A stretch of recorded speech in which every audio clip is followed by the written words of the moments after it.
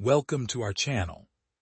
Tonight, we journey to the quiet English countryside in the years between the wars, when the air hung heavy with unspoken secrets, and the great houses of England stood proud, though shadows crept along their stone facades. It is here, amidst the mist-shrouded fields and the echo of church bells, that a mystery of uncommon subtlety unfolds. Stay with me until the very end, for this story reveals not only the hidden frailties of human nature, but also the startling truth concealed within the walls of a chapel long thought to be silent. Your support means the world to me. If you enjoy these stories and the work I do here, please consider subscribing for more mysteries. You may also join our membership for ad-free listening and exclusive tailies. And before we begin, I invite you to tell us in the comments where you are listening from. Reading your words always brings joy. Now settle in with a hot cup of coffee, stay curious, and let us step together into tonight's mystery. It was on a damp October evening, with a fog rolling in from the Thames and the lamps of London blurred into faint halos, that I received the letter. The handwriting, bold and rather abrupt, belonged to none other than Sir Walter Falmouth, a name well known in political circles, and though retired, still commanding respect. I confess I was surprised, for my acquaintance with Sir Walter had been fleeting at best, yet here was an invitation to spend the coming week at his country estate, Blackthorn Grange. You will forgive the abruptness of this invitation, the letter ran, but there are matters upon which I should value the opinion of a sensible man. Come down this Friday. A carriage will meet the train at Wexford Junction. W.F. There was no elaboration, no hint of purpose. I read the lines several times, with the unease one feels when confronted with a summons both urgent and unexplained. Still, curiosity won over reluctance, and so it was that I found myself boarding the Friday train, bound for the Wexford countryside. The journey was long, though not unpleasant. Outside the carriage window, the field slipped past, pale and silvered under a waning moon. My fellow passengers, an elderly clergyman absorbed in a pocket testament, and a lady of sharp nose and sharper eye, barely stirred, and the rhythmic clatter of wheels lulled the mind into speculation. Why should Sir Walter Falmouth, who might summon any number of worthier men, desire my presence? The question occupied me as fields gave way to woods, and the signal lamps of small stations glowed like fireflies in the mist. At Wexford Junction the platform stood deserted but for the figure of a chauffeur in black livery. He touched his cap and took my bag, saying only, "For Blackthorn Grange, sir." His voice, deep and deliberate, betrayed nothing of friendliness or warmth. We climbed into the waiting motor car, and soon the town gave way to narrow lanes bordered by hedgerows. The fog thickened, clinging to the trees, and more than once I glimpsed the faint outline of a chapel spire in the distance, half hidden, like a sentinel watching from another age. Blackthorn Grange itself was a somber pile, its chimneys outlined against the sky, its windows dark save for a solitary glow in what I guessed to be the library. Within, Sir Walter awaited, an imposing man, broad-shouldered and square-jawed, with iron-gray hair and eyes that measured one as though weighing both truth and motive. He greeted me curtly but not unkindly. "You'll forgive the secrecy," he said, pressing a brandy into my hand. "But there are matters of grave concern, matters which touch the old chapel in the park and perhaps more besides. Tomorrow, when the others arrive, I shall explain. Tonight, rest and take your bearings. You'll need them." I confess his words struck me with chill, for in his voice there was not only gravity, but the unmistakable timbre of fear. And so my first night at Blackthorn Grange began, with a house full of closed doors, an unseen company expected on the morrow, and the shadow of a chapel that seemed to brood in silence over us all. Morning broke at Blackthorn Grange with a clarity that was almost deceptive, as though the pale October sun meant to assure us that all was calm and ordinary. Yet the longer I remained, the more I felt that the house itself breathed with secrets. My chamber, overlooking the park, afforded me a view of the ancient chapel to which Sir Walter had alluded the night before. Its roof, slate-gray and crooked, bore the scars of centuries. Ivy clung stubbornly to its walls, and the arched windows, long bereft of glass, looked out like vacant eyes upon the lawns. Even in daylight the place was forbidding, and I could not help but think it ill-suited for casual worship. At breakfast I encountered my fellow guests. They were a curious gathering, each one seemingly chosen not by friendship but by some obscure necessity of Sir Walter's design. Nearest the fire sat Lady Honoria Marshwood, a dowager of considerable fortune and by all appearances of even more considerable opinion. Draped in silk of a peacock hue and adorned with pearls, she surveyed the table with the air of a monarch assessing her court. Her voice, when she spoke, carried the faint rasp of command long exercised. Opposite her, sipping tea with the delicacy of a man unused to company, was Reverend Cyril Ambrose, vicar of the nearby parish. Tall and gaunt, with hollow cheeks and eyes that burned rather too brightly, he seemed more ascetic than pastoral. His long fingers twitched whenever the chapel was mentioned, though at that time it was but a casual remark upon the view. Next came Colonel Richard Hatherley, retired from the Indian Army. He was a stout fellow, ruddy of face, his mustache bristling like the hackles of a bulldog. He thumped his hand upon the table to emphasize points of no consequence, and though he laughed readily, his mirth never seemed to reach his eyes. The fourth was Miss Eleanor Vane, a young woman of striking pallor, with dark hair drawn severely back and eyes that held both defiance and something of sorrow. She dressed plainly, in gray wool, yet wore upon her wrist a bracelet of curious workmanship, ancient, almost barbaric in design. I noticed her hand strayed to it often, as though for reassurance. Finally, there was Mr. Lawrence Redfern, a solicitor of middle years, smooth-shaven, urbane, and with the polished manner of a man accustomed to mediating disputes. His smile was quick, yet his gaze lingered longer than was polite, as though weighing the unspoken words of others.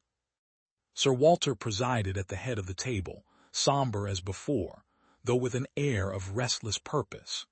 He allowed little idle talk, and after the service of kippers and kedgeree, he cleared his throat with the gravity of a man about to convene a tribunal. "You wonder," he began, "why I have asked you all here. Some of you, no doubt, feel this summons abrupt, even unwelcome. But there are matters that touch us jointly, and none of us may afford to ignore them." His words cast a hush upon the room. Even Lady Honoria, who had begun to remonstrate about the inadequacy of the marmalade, fell silent.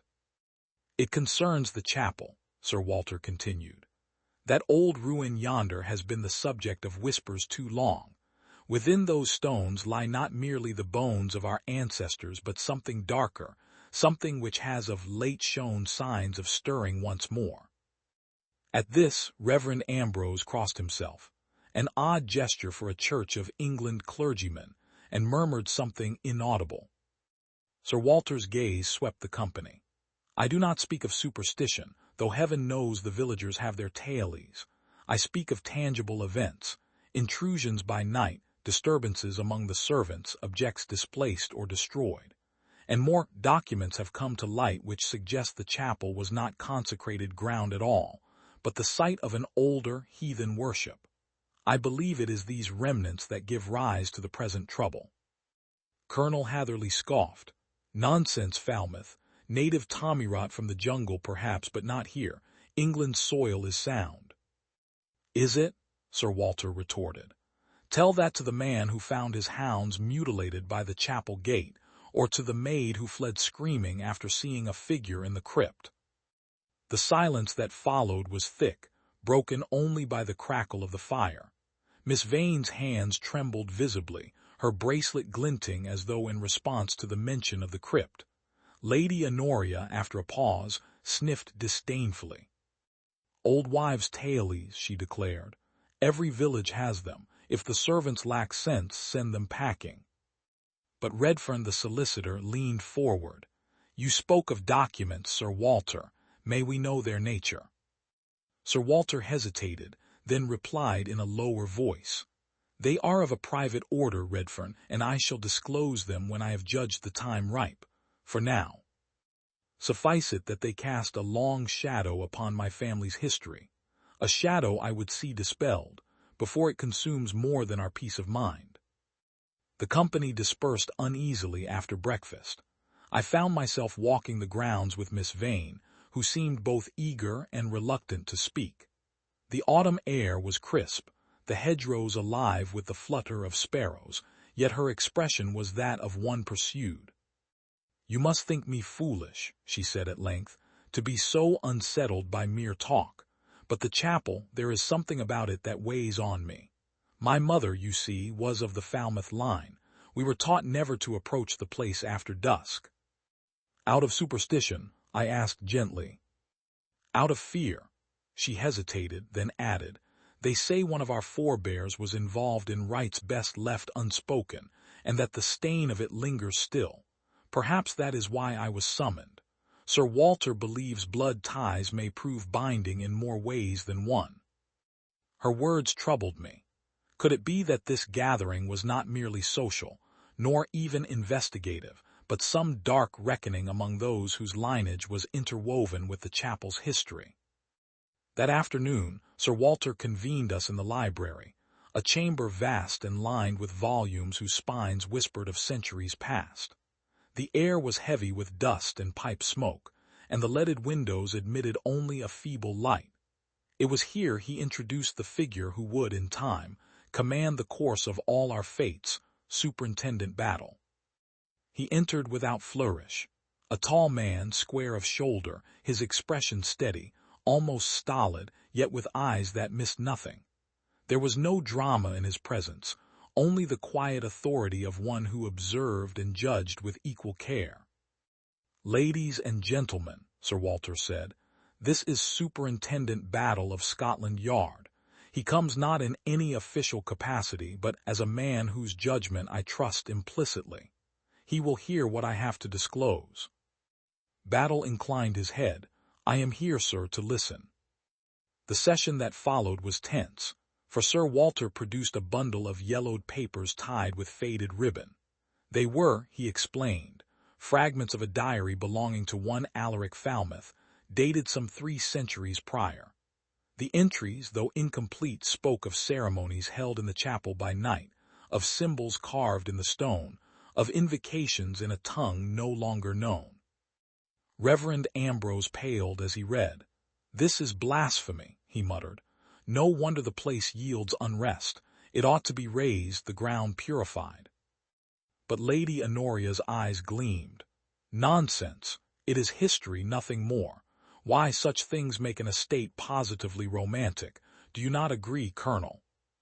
The Colonel grunted noncommittally, though his gaze flickered toward Miss Vane, who sat rigid, her lips pressed tight. Battle, for his part, neither approved nor dismissed. He simply folded the papers, laid them aside, and asked in his steady voice, "Who knew of these before now?" Sir Walter replied, "Only myself and my manservant, and now you." "Then let us be cautious," Battle said, "for such knowledge once loosed cannot be easily recalled." That evening the company was restless. We dined in the great hall, but conversation faltered. Shadows from the candelabra leapt across the walls, grotesque in their movement. At one point a sudden draught extinguished the lights, plunging us into darkness until the servants relit them. Lady Honoria laughed too loudly, declaring it nothing but a trick of the wind. Yet I could not shake the impression that the chapel, silent and brooding beyond the lawns, had extended its influence into the house itself. As I retired for the night, I passed the long corridor that led to the eastern wing. There, at the far end, a window overlooked the chapel directly. I paused, and in that instant I thought I saw movement, a shadow flitting between the gravestones, too swift, too deliberate for fancy. When I turned away, I found Superintendent Battle standing silently behind me. He had been watching too. His face betrayed nothing, but he said, very quietly, "You did see it, didn't you?" I nodded. "Good," he replied. "Then we are not dealing with phantoms of the mind. Something or someone walks abroad tonight." and with that he left me alone in the corridor, the sound of his footsteps fading, while the chapel loomed dark against the moonlit sky, keeper of secrets yet untold. The following day dawned with a flat, pewter light, as though the sky itself had been hammered into a lid. Blackthorn Grange wore the weather like a mourning band. The lawns looked threadbare and the oaks hunched in a posture of secrecy. I breakfasted late, my appetite dulled by the uneasy vigil of the night. There had been no further movement by the chapel that I could swear to, yet my sleep had been riven with starts and half-dreamt impressions. A hand upon stone, a murmur in an unknown tongue, and the scrape of something dragged upon flagging. Sir Walter maintained a brittle cheer, which in a less seasoned man would have passed for nerves.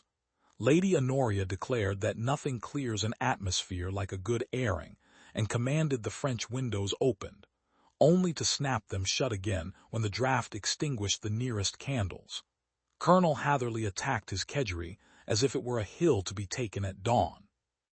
Mr. Redfern perused a letter with the sleek gravity of a man whose news concerns only himself, while Miss Vane's gaze kept drifting to the window that framed, in the middle distance, the chapel huddled like a crouching thing.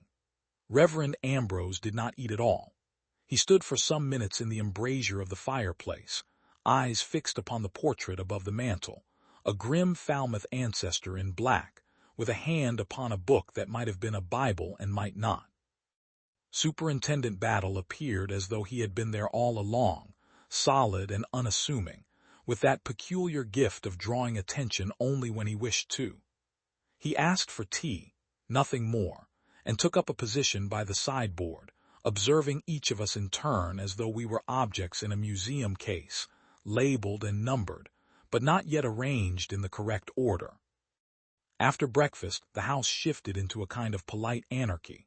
Sir Walter retreated to his study.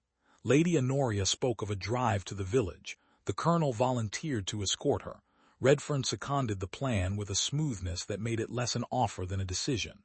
Reverend Ambrose went to the chapel, with Sir Walter's reluctant permission, to see what might be done if prayer is to be permitted, as he phrased it. Miss Vane asked to walk the south garden paths. I, feeling oddly responsible for her comfort, offered my company. She accepted with a grateful look that did not quite lift the pallor from her cheeks. We took the long gravel sweep that skirted the ornamental pond. Leaves went underfoot with little sighs.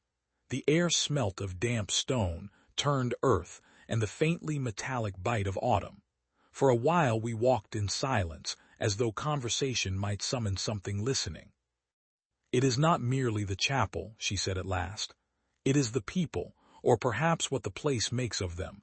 Everyone is not themselves." "Colonel Hatherley," I suggested, seeking a harmless point of entry. "He is the most himself of all," she returned. "That is what is alarming. I have seen that manner before, the bluster that believes itself proof against fear. It is a mask for shame in some men, for guilt in others." "You read character very shrewdly for one so young," I said, slightly taken aback. She smiled without mirth. "It is not youth that sharpens the eye, but experience. Besides, our line breeds a particular habit of watching. We have been watching that chapel a very long time." We came to the yew alley that led, by a cruel geometry, to a wrought iron gate in the park wall. Beyond it, a path of beaten turf ran in a faint curve to the chapel door. The ironwork bore, at its apex, a crest half-eaten by rust, a hand around a branch that might have been oak and might have been laurel. Between two of the leaves, where a craftsman's flourish might linger, I saw a little nick, fresh and bright, as though a knife had tested its edge there. Miss Vane noticed too. "That was not here last month," she said. "I came down for 3 days then. Sir Walter was ill and sent for me. The gate hadn't been opened in a year." "Yet it has been opened now," I observed, for the hinges bore the damp, shining smear of recent movement, and the gravel inside carried twin ruts. The passage not of feet only, but of a barrow or cart, narrow-wheeled, stubborn in its track. We passed within. The chapel, its squat Norman door, its chevron molding bitten smooth by time, received us with a chill that did not wholly belong to the weather. Reverend Ambrose's voice reached us faintly from within, a thread of prayer unraveling across stone. I hesitated at the threshold. Miss Vane went forward with a hesitancy that was not quite fear, nor quite fascination, but some alloy of both. The nave was an oblong of shadow. Whatever windows had once kept out weather and let in grace were blank holes now. The Reverend knelt at the chancel step. A small book lay open on the flags. His hands, long, white, almost transparent in that light, were clasped so tightly that I could see the tendons stand out.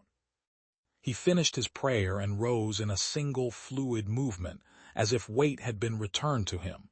"It should be reconsecrated," he said without turning. "There is defilement in these stones." "Defilement of ritual," Miss Vane murmured, her fingers straying to the barbaric bracelet again.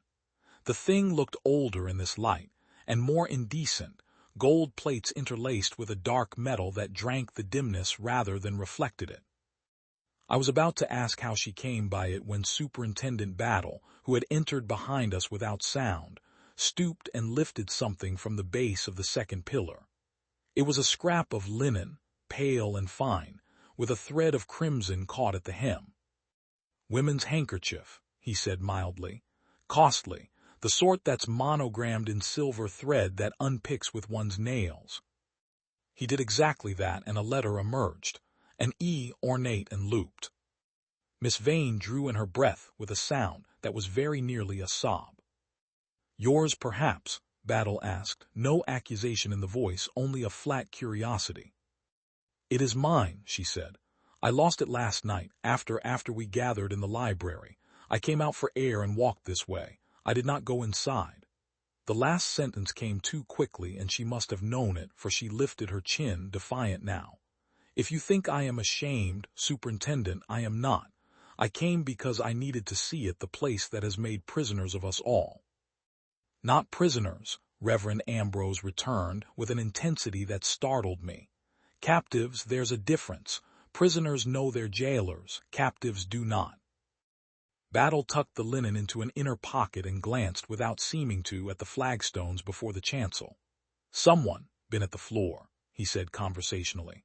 "See there, dust brushed in little crescents, and the chisel mark there and there." He pointed, and once pointed, the signs were plain. The faint discoloration where a slab had been lifted, the smear of damp earth, a straight edge of lighter stone where time had not yet had long enough to lay its uniform grime upon it. "Graves," whispered Miss Vane.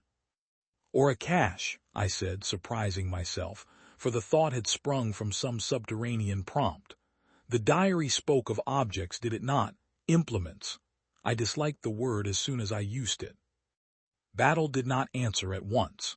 He walked the length of the nave, slow as a man counting under his breath, and paused before the second pillar again. With a forefinger he traced a shallow groove in the stone at chest height, a curve and a vertical. The thing was almost nothing, the scantiest incised mark, and yet it pricked at me with an obscure repugnance. "Do you know this sign, Reverend?" he asked. Ambrose's face altered. A man of that vocation learns to school his features. Perhaps the more revealing change was not of expression but of breath, the smallest check, the slightest tremor.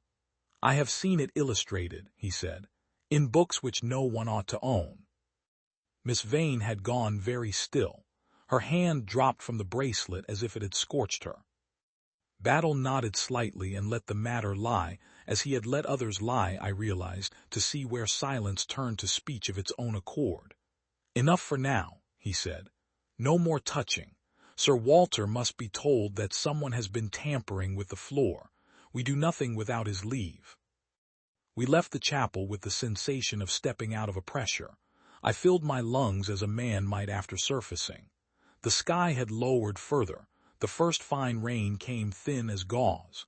At the gate, Miss Vane paused and looked back. The bracelet on her wrist seemed to darken again, and I fancied, absurdly, I told myself, that it pulsed once like a living thing. By luncheon the house had rearranged itself around a new unease. Lady Honoria returned with cheeks high with color and a hat at a warlike angle. She had been to the village and learned, she said, the worst. The worst being gossip, Redfern observed smoothly, taking her hat as a footman might and perching it upon the newel post, where it looked disconcertingly like a bird of prey. The worst being facts, Lady Honoria retorted. 2 nights ago, the gravedigger's boy saw a lantern moving in the chapel. He told his father, who went a look next morning and found the door. How did he put it? Ah, yes, standing as if it had been ashamed to be open. The latch is broken. I should like to know who did the breaking. Sir Walter glanced at Battle, who said only, "We shall examine it. It may have been broken long ago. Memory is a flexible thing." "It is a cowardly thing if it thinks it will shelter wrongdoing," the colonel put in, thumping the table so that the glasses rattled. "If I find any skulking rascal about, I'll give him reason to remember his name." "Your zeal would be more useful if you aimed it at facts," Redfern drawled. "Whom do you suspect exactly?" "Anyone who trots out the word exactly with that tone," the colonel said, reddening. Reverend Ambrose did not sit. He stood at the side-table, hands upon the chair back, and said to Sir Walter, quietly and without heat, "It must be sealed. The place must be sealed and blessed. If there is sacrilege, it is happening because we have permitted an empty space to exist where God ought to be." Sir Walter's hand tightened on his wineglass. "We shall do nothing rash. I will not have more talk in the village than they already trade on their doorsteps like stale bread." "Then give them fresh bread," Ambrose returned. "Give them a service, a rite. Let them see the lock turned and the key kept." "Who then keeps the key?" Redfern asked, with what I thought was an odd intonation.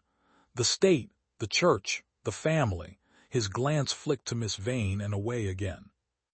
Battle said, "For the present I shall keep it." He took a key from his pocket then, large and iron, that I would have sworn I had not seen before. He laid it on the table and let the silverware chime against it. "This was in Sir Walter's study drawer, where he put it last year. It has not been mislaid since." "Then how?" Miss Vane began and stopped. "Quite," said Battle. He pocketed the key once more with the air of a conjurer restoring a coin to a child's ear. "The door has been broken, not opened. Different skill, different intention." It was late afternoon when the next small disquiet presented itself.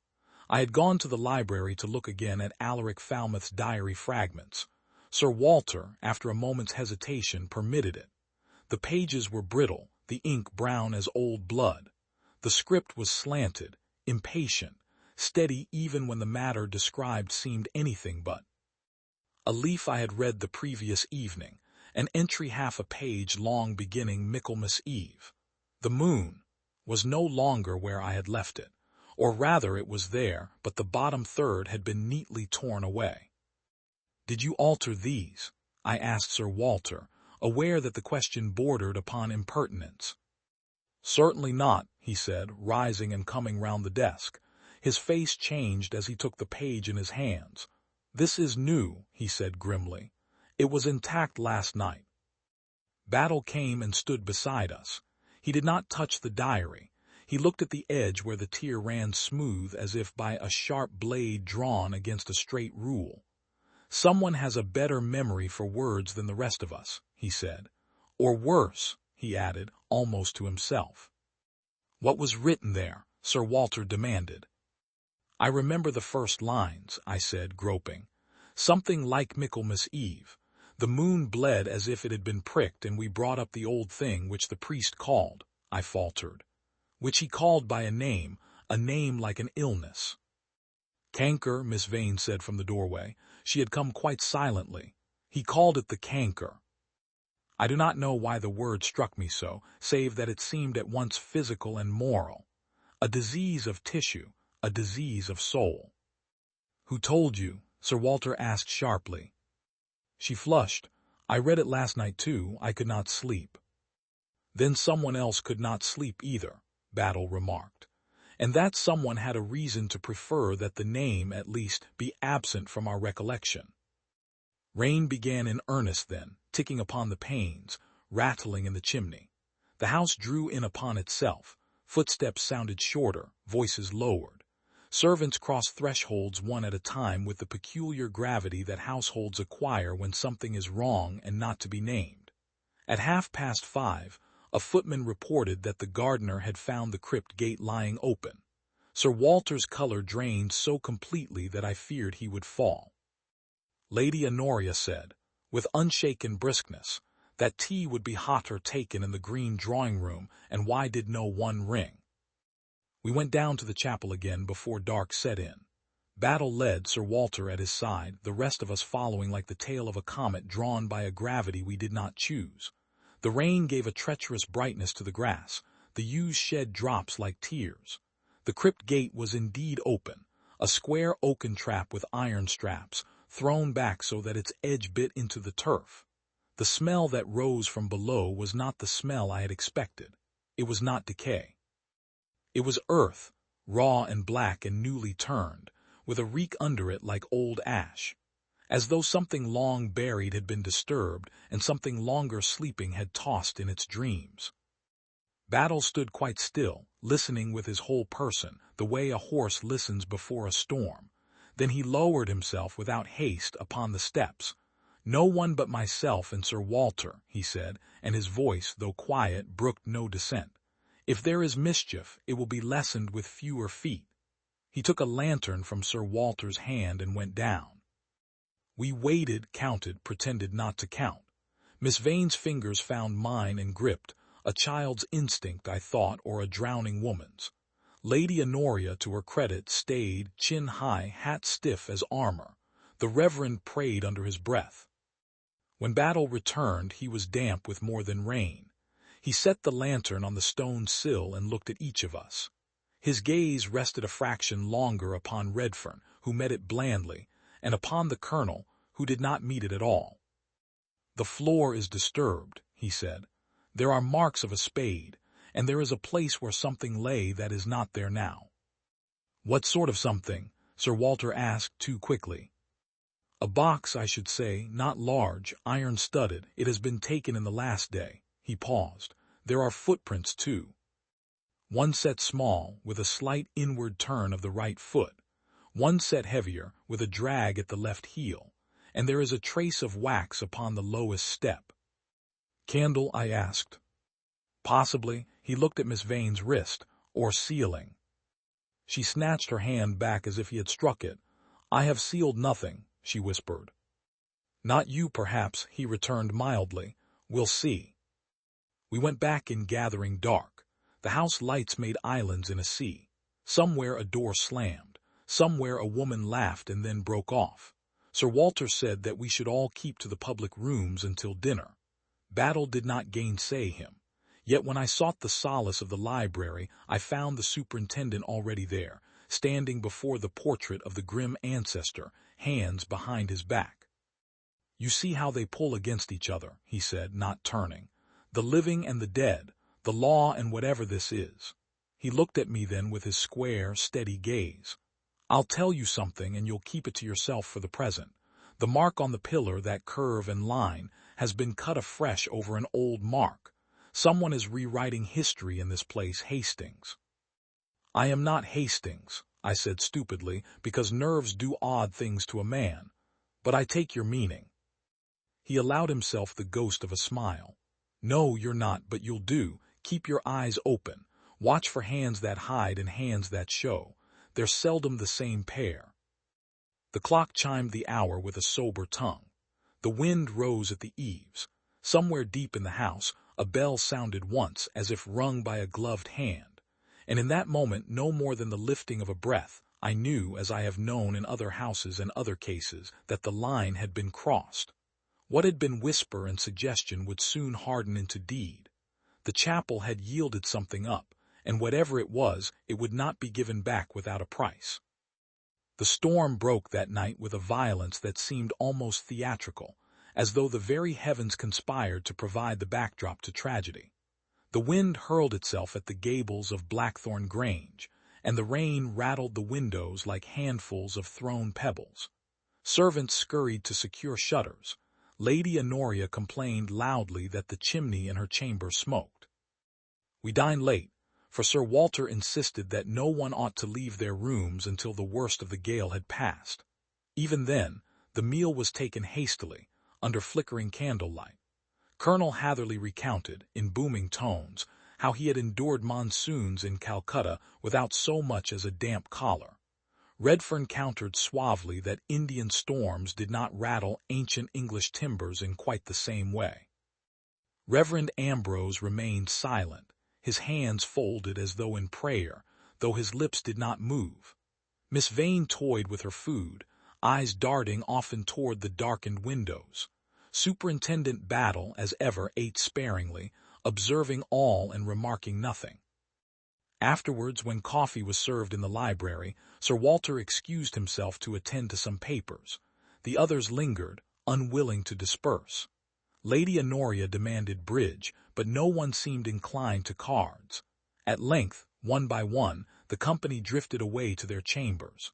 I was among the last to depart, pausing to extinguish a stray candle before climbing the broad oak staircase.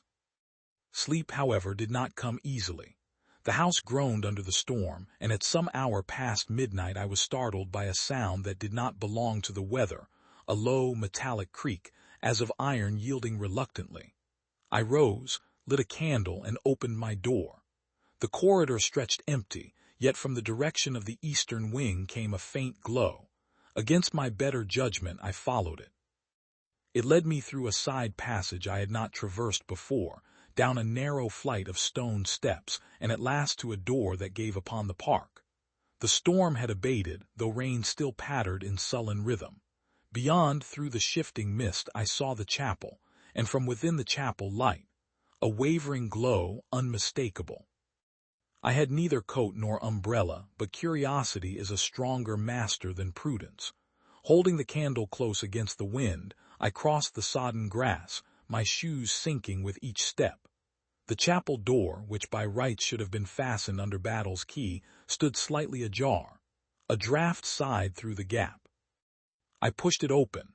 The nave lay in shadows, my candle a feeble ally against the greater dark. The glow I had seen came from the chancel, where a lantern lay toppled upon its side. Beside it was a figure. I knew at once that life had left it. Colonel Hatherley lay sprawled across the flagstones, his face contorted, his mustache limp and wet with blood. His right hand gripped the hilt of a dagger driven cruelly into his breast, while his left arm was flung out as though pointing toward the desecrated altar. For a moment I could do nothing but stand and stare, the wax dripping upon my fingers. Then footsteps sounded behind me. Battle's calm voice said, "Best set that candle down before you drop it.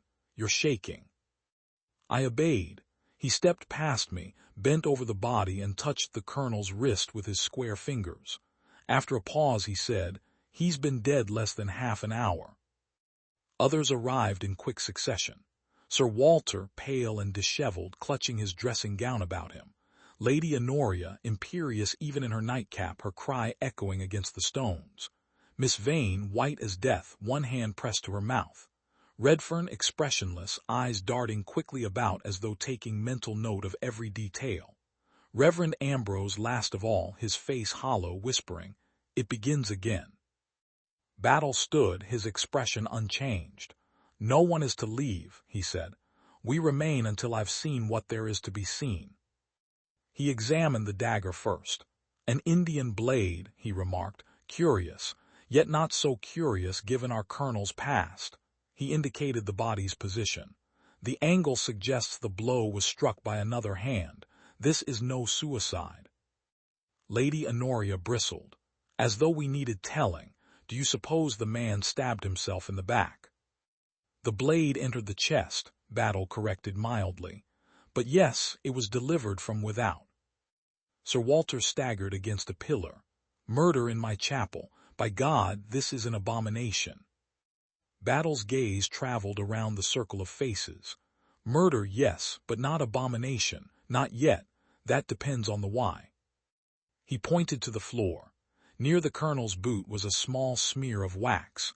Beside it, faint but legible in the dust, the outline of a shoeprint, narrow, with the inward turn of the right foot I had seen before. Another, heavier print with the drag of a heel lay close by. 2 persons were here, Battle said. One small, one heavy. The colonel is heavy, but he's dead, so that leaves one other heavy alive. Redfern asked, and the small print? Battle said nothing. Instead, he lifted the lantern, examined it, and nodded. This was knocked over in a struggle. The question is, what brought the colonel here at such an hour? Miss Vane whispered, the diary. He wanted the truth of it. Ambrose muttered, or the box that was taken. Perhaps he thought to find it again. Battle straightened. Perhaps. He looked to Sir Walter. We must move the body to the house. But first, Lady Honoria, you'll bear witness. His watch shows the time stopped at 1:23. That is when the lantern went out and the struggle ended. And the murderer fled? I asked. Not far, Battle replied. Not far at all, for the storm was still raging then and no one went unmarked in such weather. Whoever killed the colonel is among us still, and it is my business to find them. He turned to the body, his large hands steady as he closed the staring eyes. Sleep well, soldier, he said softly. You fought your last campaign. We filed out into the wet night, each of us glancing back unwillingly at the chapel, where the dark seemed deeper for having been lit so briefly. Behind us, the wind moaned through the ivy as though the stones themselves lamented the blood spilt upon their ancient floor. And I thought then, as perhaps we all did, that the riddle of the chapel had claimed its first victim, but not, I knew, its last. Morning came gray and reluctant, the storm of the night before leaving the park drenched and the house heavy with silence. Blackthorn Grange seemed smaller in the daylight, as if the weight of the crime had pressed upon its timbers and made them sag. Servants moved with hushed urgency, their eyes wide, their voices clipped to whispers. At breakfast, no one ate with appetite. The place at the table that had belonged to Colonel Hatherley stood conspicuously empty. Sir Walter presided, but his composure was brittle. Lady Honoria made a great point of consuming toast, though she remarked acidly on the quality of the butter. Redfern studied the Times with an absorption that was far too deliberate. Miss Vane sipped tea without tasting it, her gaze fixed on nothing. Reverend Ambrose clasped his hands before him as though in perpetual benediction, his lips murmuring prayers that never reached conclusion. Superintendent Battle appeared only after the rest had gathered. He entered without hurry, as though he had been about the house since dawn. His presence carried with it a curious steadiness, like a great stone placed upon shifting sands. "Ladies and gentlemen," he said, his voice calm, almost dull, "last night Colonel Hatherley was murdered. The manner of his death was brutal. The means was a dagger of Indian workmanship which we must assume was in his possession, or in the possession of someone close enough to him to acquire it. The time was shortly after 1 in the morning. The place, the chapel, you all know. The fact is plain. Someone in this house lured him there or went with him and struck the blow. My duty is to know which." No one spoke. Battle's eyes, steady and unblinking, moved from one face to another. "We shall take this plainly," he continued. "No conjecture, no accusations. Each of you will tell me where you were at the hour in question and what you saw or heard. Afterwards, I'll consider the matter further." He turned first to Lady Honoria. "You, madam." She raised her chin, affronted. "I was in my chamber, Superintendent. I have no interest in wandering draughty corridors at ungodly hours. The storm kept me wakeful, to be sure, but I rang twice for hot water and the maid can confirm it. She brought the can at 1 o'clock precisely, scalded her hand in the process, and was still whimpering when I dismissed her. If I had left my room, the whole house would have known it." Battle inclined his head. "Very good, Reverend Ambrose." The clergyman's hollow eyes deepened. "I was not sleeping. I prayed through the storm. My chamber looks toward the chapel. At some time after 1, I thought I saw a glow there, a light as of a lantern. But I did not venture forth.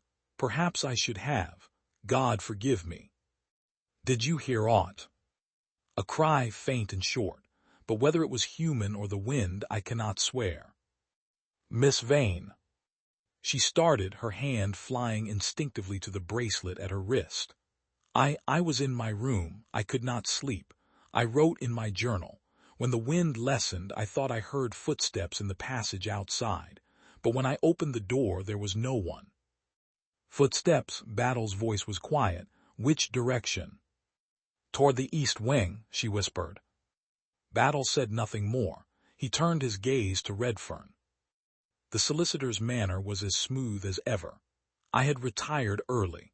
My window overlooks the north lawn. The storm, I think, rattled all of us. I confess I read by candlelight until after 1. I did not leave my chamber, nor did I see or hear anything unusual. If there were sounds, they were lost in the gale. Very well, Sir Walter. The master of the house stirred uneasily. I was in my study. I had letters to attend to, though I made little progress with the storm's racket. At 1:15, I rose to retire. It was then I heard movement along the east corridor. I thought it merely a servant, but perhaps not. You saw no one? No, I opened my door, but the passage was empty. Battle nodded, then turned at last to me. And you? I confessed to hearing the metallic creak and following the light to the chapel. I found the body, as you know. Until that moment, I had seen and heard nothing definite, only that the door to the park was ajar, which ought not to have been possible. Battle's eyes lingered on me a moment longer than the rest, then shifted away. Thank you. That is all for the present. He rose, his manner as stolid as ever, and went to the window. The chapel loomed in the distance, a smear of darkness against the drenched park. We know this much, he said.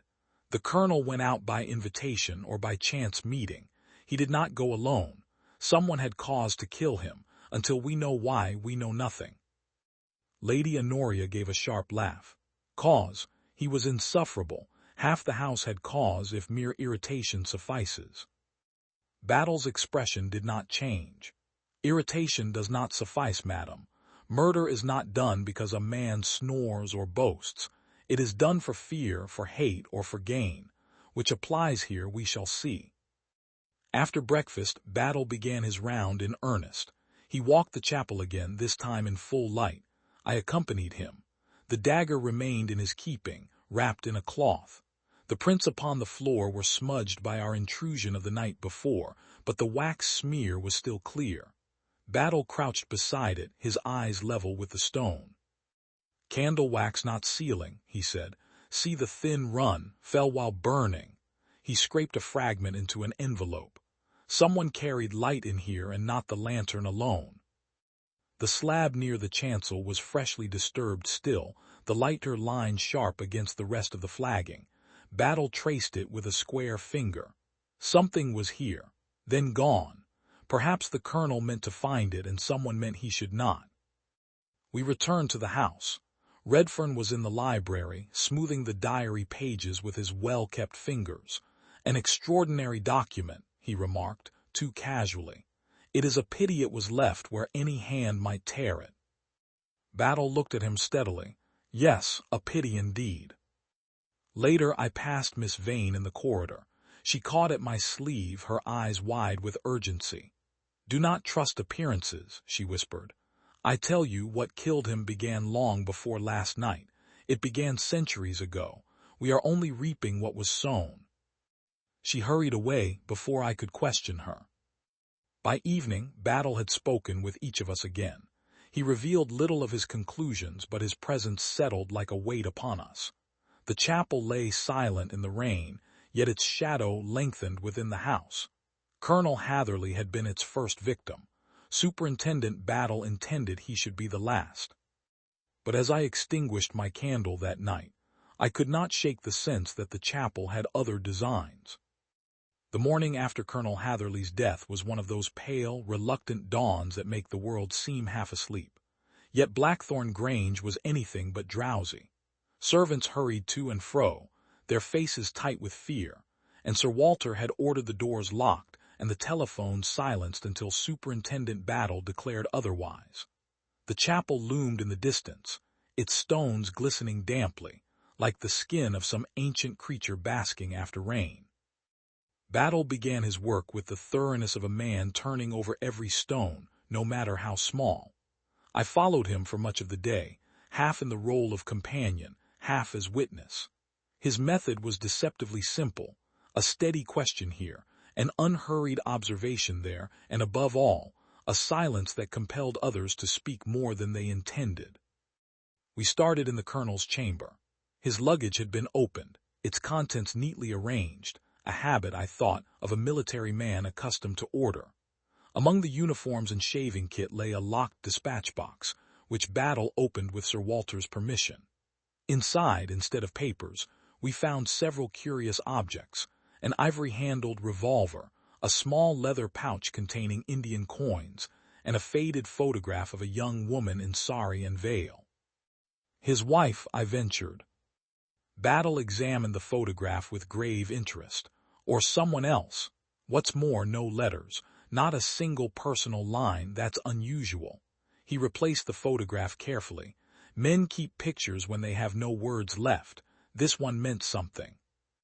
He closed the box and locked it again, saying no more. Next we went down to the servants' hall. The staff, housemaids, footmen, the butler and cook were assembled, each anxious, some indignant. Battle questioned them one by one, gently but with no detail overlooked.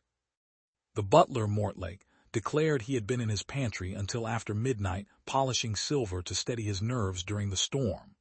The upper housemaid, Clara, admitted to hearing a tread heavy as boots on the east stair, but she had been too frightened to look. The cook, stout and red-faced, swore she had not stirred from her bed, though she added tartly that no good ever comes of those old stones in the park. Most significant was young Thomas, the gardener's lad, who told Battle he had seen a lantern moving in the chapel, sir, same as before, though when pressed, his description grew confused, the boy plainly terrified of saying too much. Battle thanked them all and dismissed them. "Fear makes tongues wag, but it also makes them tie themselves in knots," he said afterwards to me. "Somebody in this house knows more than they dare tell." In the library, Lady Honoria awaited us with the imperious patience of a queen expecting tribute. "Superintendent," she said, "I trust you will soon conclude this sordid business. I, for one, will not remain in a house where daggers are wielded like dessert knives." Battle regarded her calmly. "When did you last see Colonel Hatherley alive, madam?" "At dinner, of course. He was tiresome as ever, boring us with tales of tiger shooting and native uprisings. I retired directly after coffee." "You did not leave your room afterwards."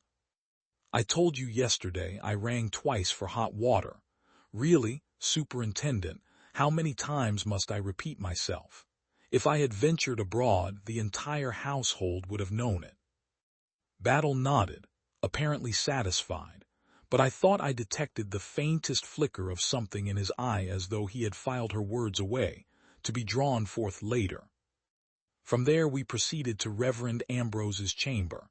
The vicar stood at the window, his thin hands clasped as though in perpetual prayer.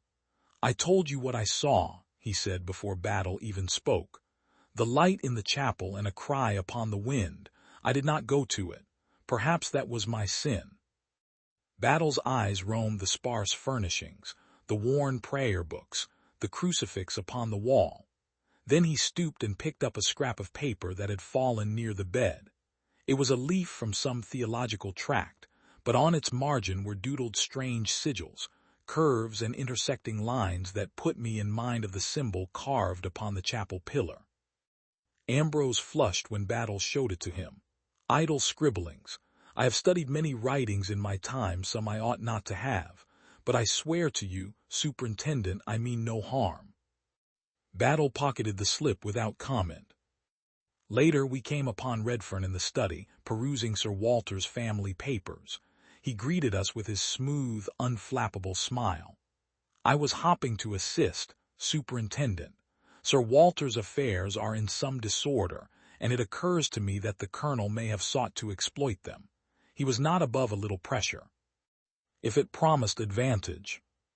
"You suggest blackmail?" Battle asked. Redfern shrugged elegantly. "I suggest nothing, but men do not keep Indian daggers merely as ornaments. I fancy the colonel carried more than memories from the East. When he had gone, I said, "Do you trust him?" Battle replied, "Trust is not the word. He says less than he knows and more than he ought. That's the measure of a lawyer." In the afternoon we joined Sir Walter in the chapel itself, where the storm had left puddles upon the flagstones. Battle examined the altar closely, running his fingers along the edge. Presently he held up a small object between thumb and forefinger. It was a sliver of wax, red this time, flattened as though by pressure. "Sealing wax," he said quietly, "not candle." He looked at Sir Walter, who shifted uncomfortably. "There were family documents," Sir Walter admitted at last. "Deeds, letters, old things best forgotten. I kept them in a box under the chancel. That box is gone." "Who knew of it?" "No one, save myself, and perhaps my late brother years ago." Battle placed the fragment in his envelope. "Then someone has learnt what you meant to keep hidden, and the colonel paid for it with his life." As we left, Miss Vane was waiting outside, pale and anxious. She seized Battle's sleeve. "You must understand, the colonel hated us. He spoke of the family with scorn. He said the Falmouth line was cursed, that we were tainted with heathen blood. He threatened to tell the village all he knew. Perhaps that is why," she faltered. "Perhaps that is why he was silenced." Her words hung in the damp air.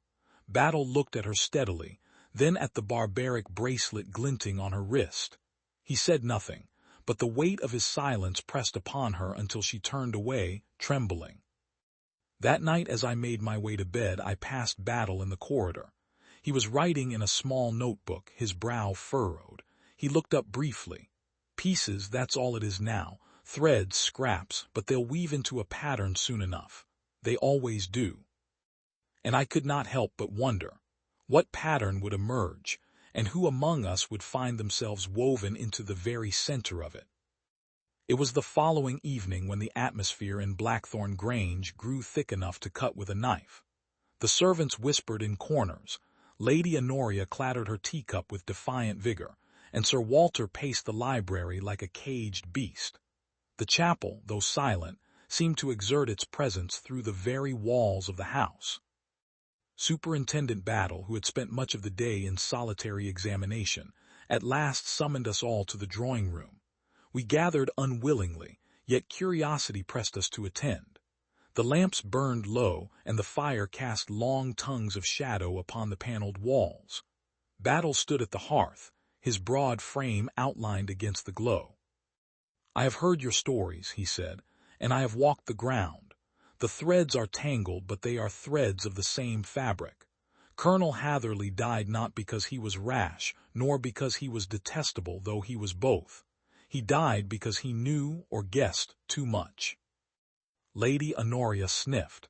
"He knew too much of his own importance, if you ask me." Battle ignored her. His eyes moved slowly over us. "I said before that murder is not done out of irritation.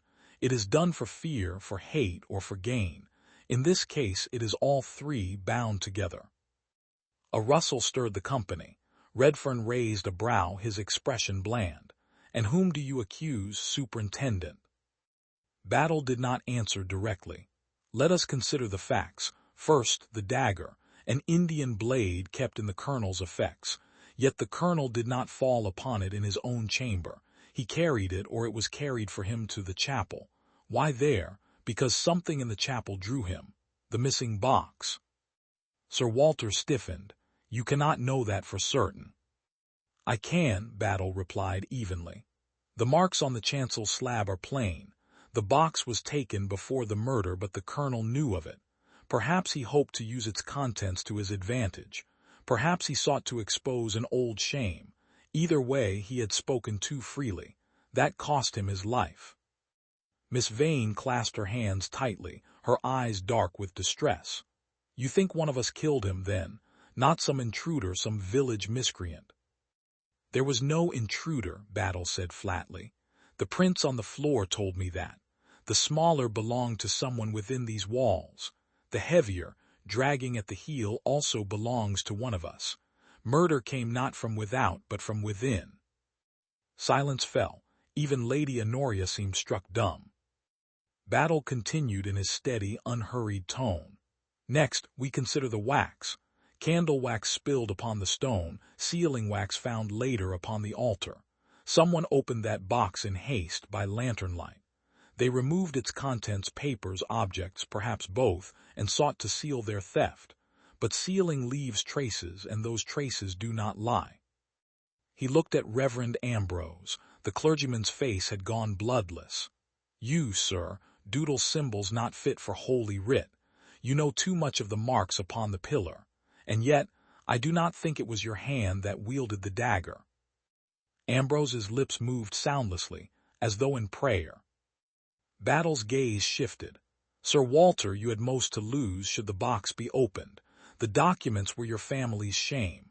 Yet, and here he paused, allowing the silence to deepen, I find it hard to picture you creeping abroad in the storm, stooping to murder.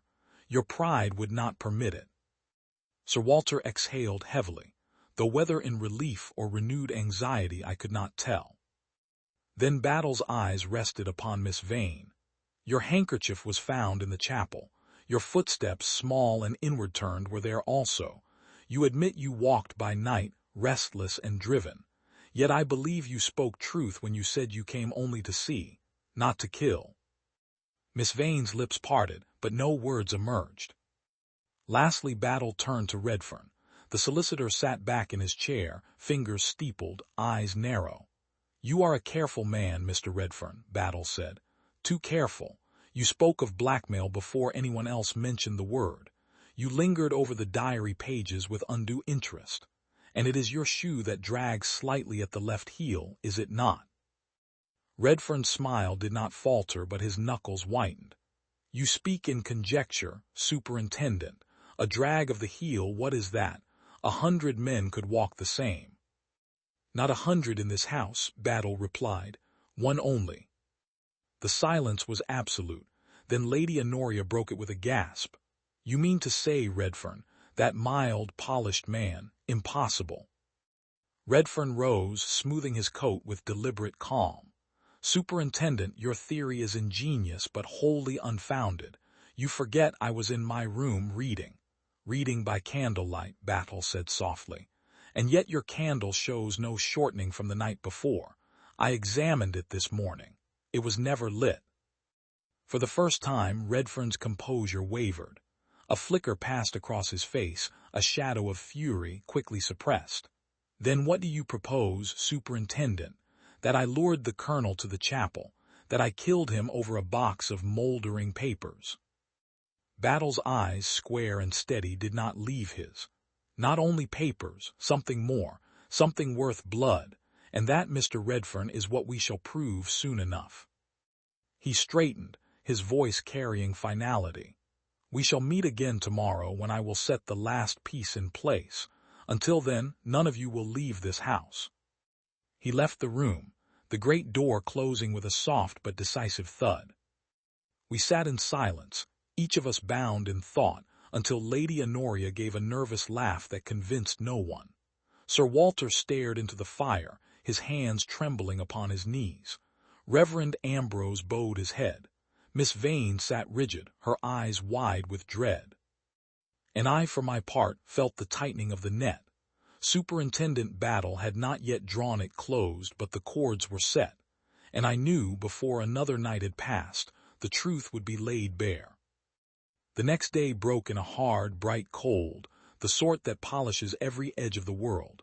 Frost crisped the lawns, and the chapel's stones seemed whiter, cleaner, as if some invisible hand had washed them in night. Yet the house felt tighter wound. Conversation clattered and died. Papers whispered when no one touched them. Even the clocks ticked with an air of impatience. By mid-afternoon, Superintendent Battle had vanished. Sir Walter raged. Lady Honoria fretted audibly over trunks and trains. Redfern offered his professional assistance with a smoothness that slid over every obstacle, and Reverend Ambrose moved through the rooms like a man tracing a cross upon air. Miss Vane sat very still in the green drawing-room, her pallor gentled by the light through the long windows. one hand upon the barbaric bracelet, as if steadying a pulse. Twilight gathered early. We were summoned at last by a footman. Superintendent Battle requests the company to the chapel. The message, so baldly worded, stole the breath from me. We put on coats and wraps and went out in a body, our progress slow along the rimed grass, the sky above pale as pewter. The chapel door stood open, but in a lawful way now, lanterns set upon iron hooks, their flames steady. Battle waited at the chancel with Sir Walter beside him. On the altar lay the yellow diary leaves, weighted by a small iron box, older than any craftsman now living, banded and studded, its lid warped where a prybar had bitten. Battle's voice was very quiet. We will finish this where it began, in the place used for mischief and for prayer both. Mr. Redfern, would you join me? He did not gesticulate, he merely looked, and Redfern came, his expression bland, his left heel whispering faintly against the stone. I have here, Battle went on, 3 things. The first is a sliver of sealing wax, taken from this very altar. The second is a cast of a footprint from the crypt stair, a heavy foot with a drag at the left heel. The third is a note which I found tucked within the lining of a dispatch case. It is a fragment torn from Alaric Falmouth's diary, the piece that named the old thing by its foul name, and it bears along the edge a smear of the same red wax. Pressed into it is the impression of a signet. He held up the fragment. Even at a distance we saw it, a shallow oval, 2 letters thrown together with lawyerly elegance. L.R. Redfern's smile did not slip, it thinned. A coincidence, Superintendent, wax travels. As for the paper, I handled the diary yesterday in Sir Walter's presence. Just so, Battle said. You handled it the night before as well, and tore this portion away then. Your signet made the rest clear. He took something from his pocket and held it flat upon his palm, a ring of sober gold. You left it in your wash-stand after your morning shave. Careless for so careful a man. Redfern's eyes flickered once. If you took that from my room. I asked Sir Walter to witness, Battle said. He did so. The law is punctilious, Mr. Redfern, but it does have hands. Sir Walter made a sound that might have been an oath or a prayer. Lady Honoria breathed like a spent bellows. Reverend Ambrose shut his eyes. Battle continued without heat. You went to the crypt the night before the murder by lantern light. You broke the chancel slab and took the box. You opened it here, upon this altar, with your signet's wax in your quick hands. The documents within showed what? That the Falmouth entail was me set. That lands you, as family solicitor, had managed to advantage, might with a stroke be called again. That your tidy edifice of fees and influence built over years would tumble. Redfern's voice, when it came, was very soft, as if spoken to a jury. An imaginative tale, Superintendent, yet you forget the Colonel's dagger. He boasted of it at dinner, an old toy he kept oiled. It was he who carried violence like a habit. And he carried suspicion, which is worse, Battle returned. He saw you at your papers yesterday and knew the scent.